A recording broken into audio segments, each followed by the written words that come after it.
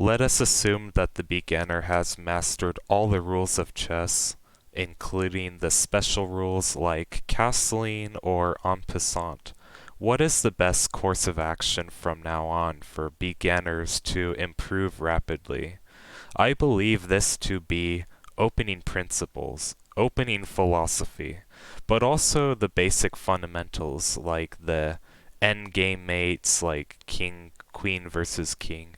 But okay, I would say maybe the opening philosophy is the best first starting point. There are three principles I will discuss in this video. They are taught very often to beginners and club players. The first principle is to develop our pieces. You can notice we have all our pieces on the back rank, and we want them to move forward. The question is, where exactly do they move? Well, there's a second principle that answers this. The second principle is to control the center. Control these four central squares. In fact, even if you control these squares outside of the four central squares, it's still good. So we stated two principles. Number one, develop our pieces. And number two, bring them towards the center. Essentially, you could combine this into one principle. Develop your pieces towards the center, okay? Something like this. Control the central squares, bring your rooks towards the middle, and your queen somewhere. So, principle number three is king safety. At least this is the summary. What I mean is you want your king away from the center because both you and the opponent want to play towards the center. Absolutely.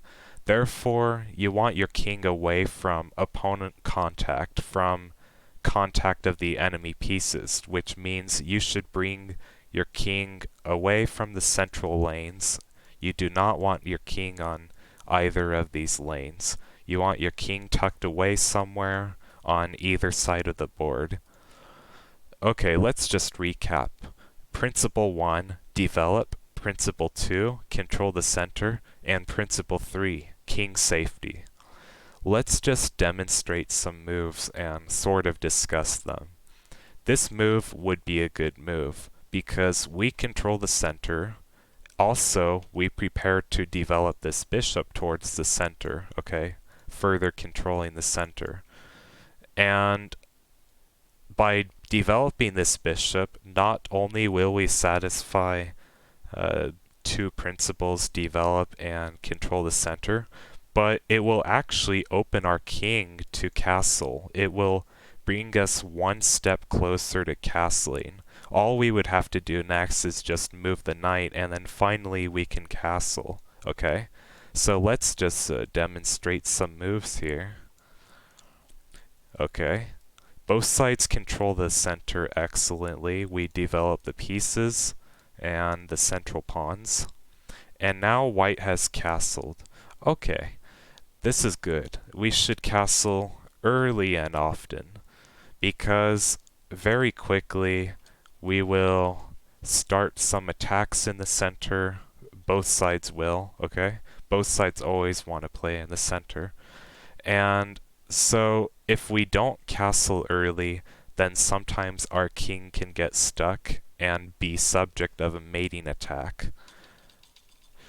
Another good move would be d4, but this is more of a professional opening, queen's pawn opening, okay?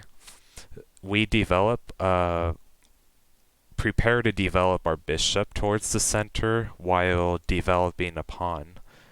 Normally in chess lingo, we don't say that we develop pawns, but in this case, it's a central pawn, so I consider it like a mini piece or like a super pawn.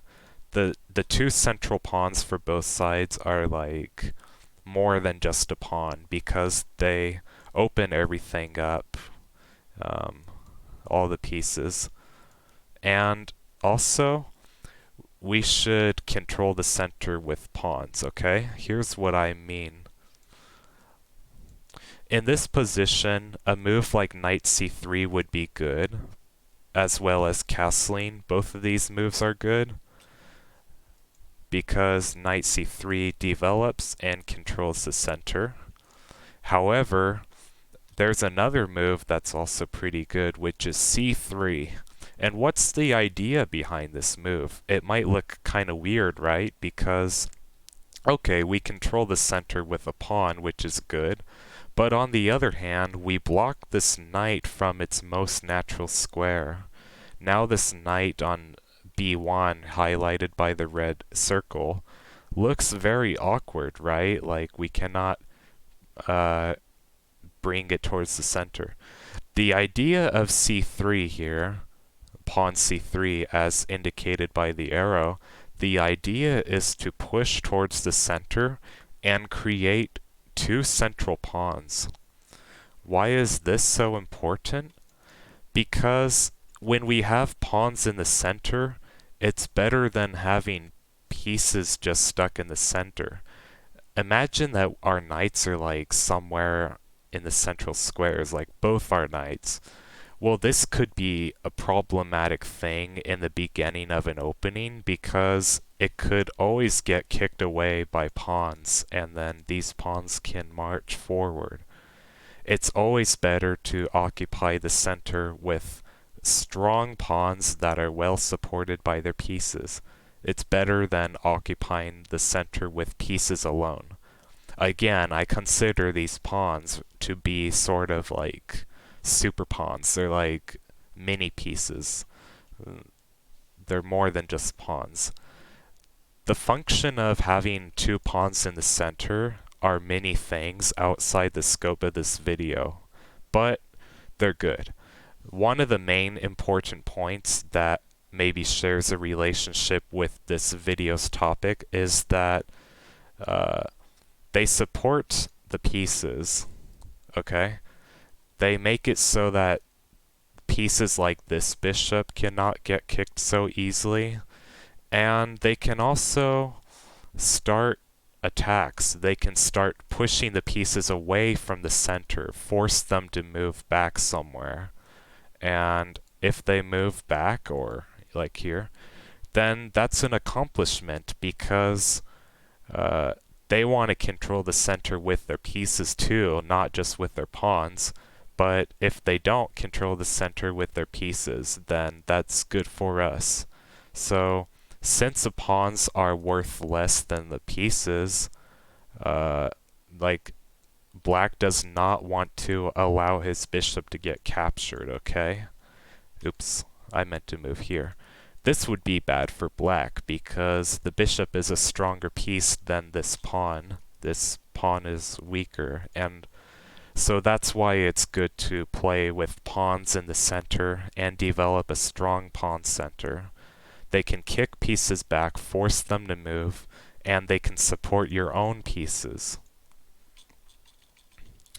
I'm just going to demonstrate some moves to kind of recap this lesson. So e4 is a good move, e5 is a good move, but e6 would also be a good move, controlling center and preparing maybe to develop this bishop somewhere so that you can castle. Other moves, okay, d6 is an okay move, however, it's slightly passive because after d4, white is just controlling a great portion of the center. That's also true about e6, okay? White is, again, controlling a portion of the center. But what's the difference then? Why am I criticizing d6 and not e6? Well, after d6, d4, black should probably not play e5. Because if we want, then we can capture this pawn and trade the queens. Actually, in professional chess, this is not such a big deal for black. This is actually playable. But since I'm talking in regards to strictly principles, I should note that that from a principled point of view, this is bad for black. By trading the queens, this king can no longer castle, right? So his king will be stuck in the center for some time, and already white can start to build an attack, and white should be playing for a slight advantage, maybe. So, but okay, e5 was okay by white. Anyway, here, the difference is that after d5, we get a French defense. This is what the opening is called. And the point is, well, after we take and they take, the queens are not coming off the board, so black is in a healthy situation. Black will be able to castle his king later, not only bringing his king away from the center, but also bringing his rook, enabling him to be useful in the future, developing the rook, so to speak. Okay? So let's just conclude the video and say 3 principles. Number 1, develop the pieces. Number 2, control the center. And number 3, king safety. I hope this helped you, and if you want, you can leave comments about, like, you can leave questions. I will answer the ones that are convenient for me to answer, and I look forward to helping you progress in chess. Thank you for watching, and for a beginner, the best starting point is to learn these opening philosophies deeper. This video will be a good primer, but there is more to cover. Thank you.